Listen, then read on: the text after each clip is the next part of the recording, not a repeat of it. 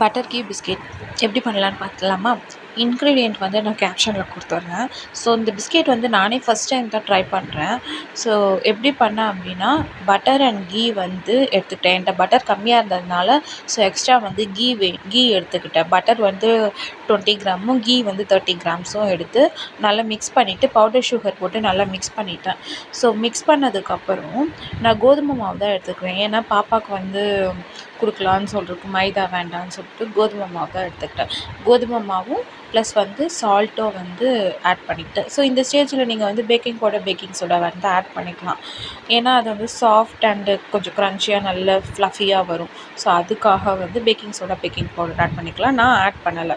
இதை வந்து நான் என்ன பண்ணேன், பால் ஊற்றி காய்ச்சாத பால் வந்து ஒரு 1/2 கிளாஸ் எடுத்து வச்சு ஊற்றி நான் தேவைக்கு ஏற்ற மாதிரி கொஞ்சம் நல்லா சாஃப்டாக பிசைஞ்சு எடுத்துக்கிட்டேன். ஸோ இது சாஃப்டாக இருக்கிறதுனால ரொம்ப நிறையா இருக்கிறதுனால நான் 2 பார்ட்டாக எடுத்துக்கிட்டேன். ஏன்னா என்னால் பிசைய முடியலன்னு சொல்லிட்டு 2 பார்ட்டாக எடுத்துகிட்டு நல்லா உருட்டி வச்சுக்கிட்டேன். நல்ல சிலிண்டர் ஷேப் மாதிரி நல்லா உருட்டிட்டு ஸோ அதை வந்து ஃப்ரீசரில் வந்து ஒரு 20 மினிட்ஸ்க்கு நான் வச்சுட்டேன். ஸோ எதுக்கு 20 மினிட்ஸ் வச்சேன் அப்படின்னா, கட் பண்ணும்போது ஷேப் வராது. ஸோ அதனால் 20 மினிட்ஸ் ஃப்ரீசரில் வச்சுட்டேன். அப்புறம் கட் பண்ணி நான் எடுத்தேன். ஸோ இந்த மாதிரி தான் எனக்கு வந்து வந்துருந்துச்சு. ஸோ இன்னொரு பார்ட் வந்து என்ன பண்ணேன்னா, ரவுண்டு உருண்டையாக பண்ணி பட்டர் பிஸ்கெட் எப்படி இருக்கும் ஸோ ரவுண்டாக அந்த மாதிரி பண்ணி எடுத்துக்கிட்டேன்.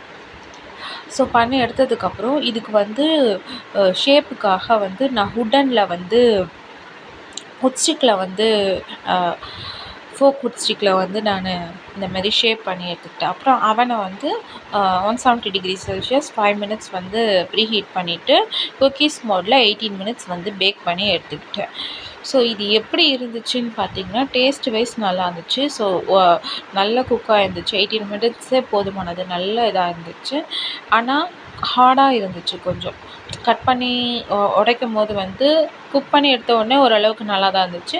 பட் வந்து நெக்ஸ்ட் டே எப்படி ஆயிடுச்சுன்னா ஹார்ட் ஆகிடுச்சு கொஞ்சம் வந்து பாப்பா வந்து இப்போ டீத் வர டைம்னால ஸோ அவங்களுக்கு கொஞ்சம் ஏதாவது கடிக்கணும் அந்த மாதிரி இருக்கிறதுக்கு இது கரெக்டான பிஸ்கெட்டு.